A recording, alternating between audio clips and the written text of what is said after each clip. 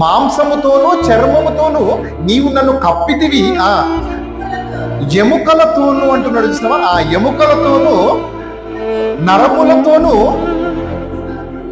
నన్ను సంధించితివి అంటున్నాడు అనమాట. అంటే యోబు మాట్లాడుతున్నాడు అనమాట, నేను ఆత్మగా ఈ శరీరంలో ఉన్నాను కదా, ఈ ఆత్మగా ఉన్న నాకు నీవు శరీరాన్ని ఇచ్చావు, ఎముకల్ని ఇచ్చావు, మాంసం ఇచ్చావు, నరములను ఇచ్చావు, ఇవన్నిటిని ఇచ్చి నన్ను లోపల భద్రపరచావని చెప్తున్నాడు అనమాట.